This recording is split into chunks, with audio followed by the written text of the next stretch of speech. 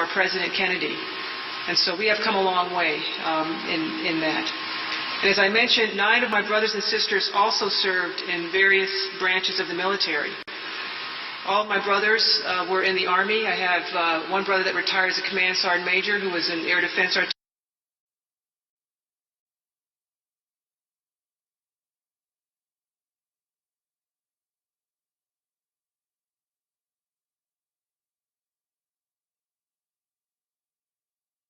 So he was a Command Sergeant Major, and I remember that my earliest memories when I was in kindergarten, he walked me to school one day and he had his uniform on. I remember how proud I was, to show off my big brother to my classmates in kindergarten. I have one sister that was a retired Master Chief Petty Officer. Where are my shipmates out there? All right, my Navy hula, okay. And she was an Airedale.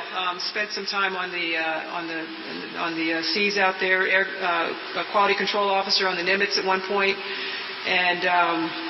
And those of you that know Master Chief Petty Officers, they're pretty bad, aren't they? So my sister always reminds me of that, especially during Army-Navy Week, which is coming up here soon. Hopefully we can do better. And she stayed in for 31 years. And I also had a sister that retired from the Air Force, and she was actually a paralegal. And spent a 20-year career in the Air Force, and then various other times. And actually, Marines, I didn't leave you out. My niece was actually, she was a Navy corpsman, but she served with the Marines. And so I actually have Marine representation in my family as well. And each one of us, again, 10 out of 12 of us, decided to join the military, not because of any family pressure, but because we each made our individual decision to give back to our nation. Because our parents set that quiet example for all of us to live by. And given the experiences that my dad had, I just couldn't wait to serve. I'm the youngest of the 12, and I couldn't wait to my turn to join up and serve our nation as well. In fact, I can tell you I wouldn't be standing here today if it was not for the sense of selfless service that our parents instilled in us, instilled in me by the example. And in my years in the Army, starting as a plebe at West Point until my current position today, I see the military and our veterans who have served as extensions of my family. You're all family. And I think all of you who have served know that. We're all one big family. It doesn't matter where you are or what you're doing. You can see someone that was prior service and just fall into a conversation. I remember when I was a kid, I would be at the commissary with my dad.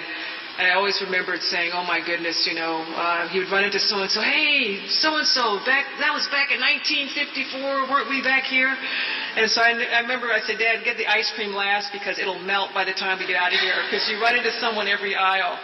And lo and behold, I was in the commissary when we were stationed in Mannheim, Germany, and I have little ones, and my kids where, I'd run into someone, it's like, yeah, 1st Armored Division, yeah, and my kids were like, Mom, and I was thinking, okay, it's come full circle. I'm like my dad, but that's what it's about. We're all family as veterans, and so that's why I see all of you here today, and all of us are extensions of my family, and the big military family. And so each Veterans Day, I take a moment to pause and reflect on my service and that sense of family. And I'm reminded of several battlefields and cemeteries that I visited, either on staff rides when I was, stationed in Germany, or places that I visited, or the opportunities I've had to give speeches at the Memorial Day ceremonies in our overseas cemeteries. Places like Verdun, Sicily, Normandy, the Hurtgen Forest, at Somme, in Busan. When I walk those grounds and I actually go to these places that I read about in history books, it just reminds me of all of our veterans, everyone who had given their lives and are still there on our foreign shores, or those that were injured and came back and had challenges returning home, or those that made it seemingly unscathed, but did bring some back memories and things that they've been dealing with for the rest of their lives from some of those places. And so it really makes me, days like this really make me reflect on those, not only recently, but years gone by.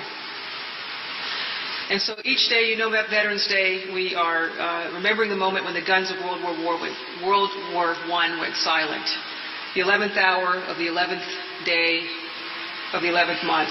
And we recognize the service and sacrifice that each one of you and each one of all of our veterans around the nation who served either in peacetime, in war, or some combination of the two.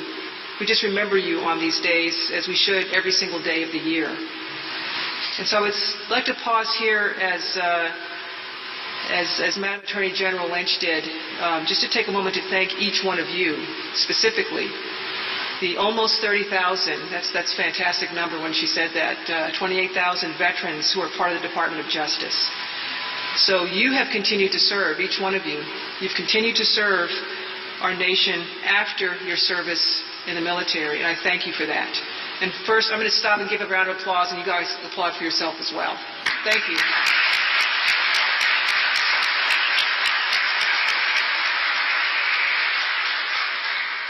And it's because of veterans like you here at the Department of Justice that our nation continues to remain strong, because you took the skills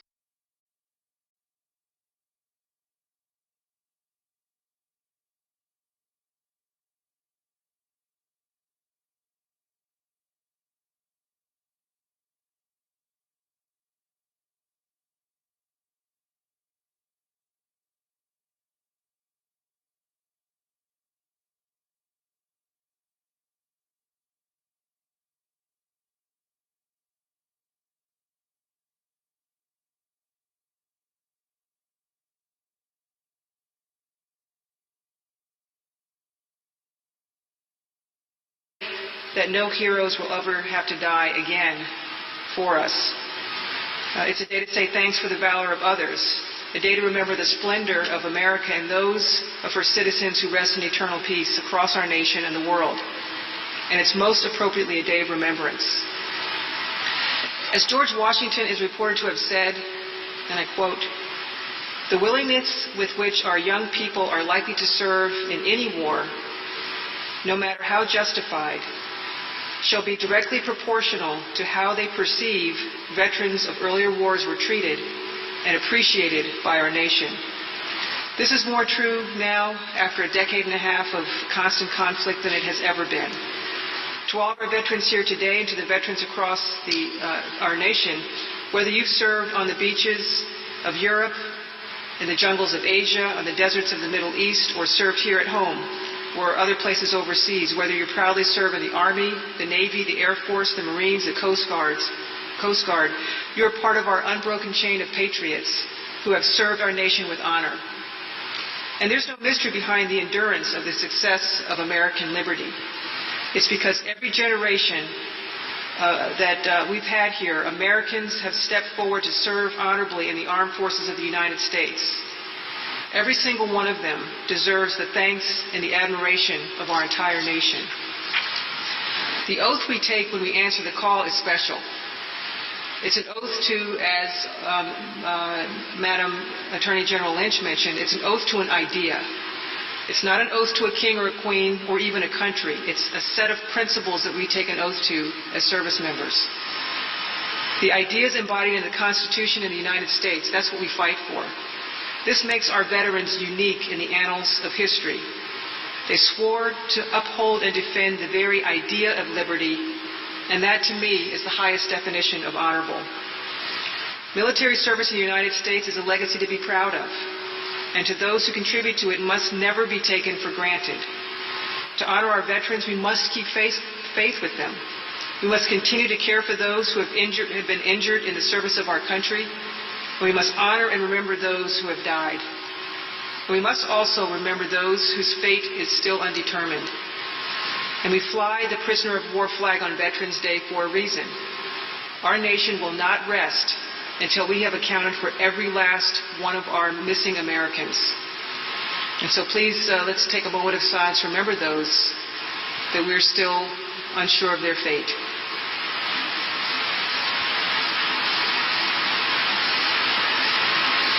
Thank you. But today's not just about our past, but also about the present and the future. Today, approximately 14.6% of those wearing the uniform are women. That's more than 200,000 daughters, mothers, wives, and sisters proudly serving our nation. Before 1967, federal law allowed no more than 2% of the military to be comprised of women, and they were extremely limited in the career fields that were open to them. And I had the opportunity to talk to some of you before the meeting, and just to hear some of your occupational specialties. It was really great to hear some of the areas that you served in. But today we've got women serving in occupational specialties that would have never been heard of 30 years ago. As combat infantry, pilots, combat medics, engineers, military police, and the whole gamut. Special forces, we're getting some women in those units as well. Women are supporting the freedoms that we all hold dear, and they are doing it well, serving shoulder to shoulder with their male counterparts. We have come a long way, and we are continuing to go even farther. And also today, approximately 31% of those who are on active duty are considered to be part of an ethnic minority group. Like I mentioned, my father, who enlisted in a segregated army, would be extremely proud and not surprised at all, as he saw his army as a catalyst for change and a catalyst for good, which is why he served for 33 years. Our military today stands as the most powerful and effective military in recorded history. And again, there's no mystery to the reason why that this is. Our strength is a direct reflection of our diverse people. And I look out on our audience today, and that's you are emblematic of the diversity of our military and of our nation, and our willingness to defend the ideas that make up the very fabric of our nation. Again, the U.S. military is one of the most diverse organizations on the planet. And it derives its strength not only from our weapon systems or platforms, but from our people, which is you here represented today. Those who have chosen to serve for one enlistment or an entire career, you're all part of that fabric. And once they transition from soldier, sailor, airman, marine, or Coast Guardsman to veteran, they bring the strength like you have, the 30,000 of you here at the Department of Justice. So there are approximately 22 million veterans in the U.S. today. And to each one of those 22 million veterans in the U.S. and for you here today and those that you represent all throughout the Department of Justice, I would like to extend my thank you for all that you have done and all that you continue to do in support of the greatest nation on earth. We may have our differences, and we may not always see eye to eye. We also have those friendly rivalries between services. But as a family and as a nation, we are grounded in the ideas that those who have ever served and swore to defend, that we would always keep faith. And that, ladies and gentlemen, is what service means to me. So may God bless our veterans, and may God bless our nation, and God bless each and every one of you, and thank you for your very kind attention. Go Army!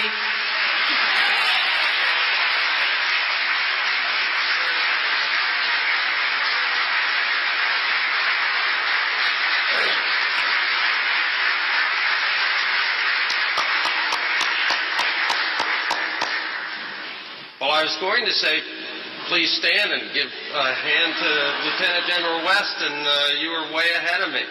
And I think that was right on. General West's wonderful remarks,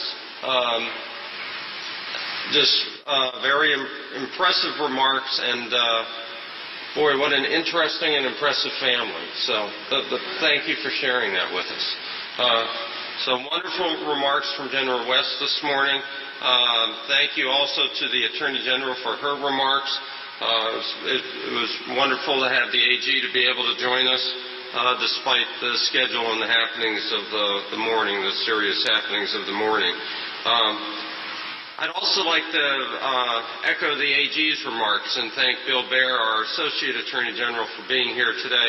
And I see a couple of his staff members, Silas and John, are here. And the fact that the Service Members Initiative has not only been established in the Associate's office, but it's really been pushed by Bill and his staff members because of the importance of protecting the rights of service members. So I think that's a real achievement of the Associate's office, and thank you, gentlemen, for all of that work.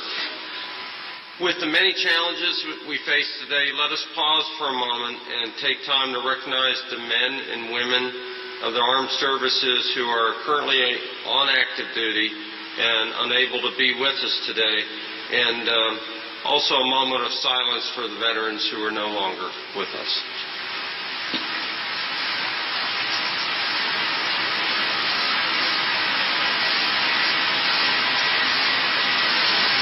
Thank you, everybody.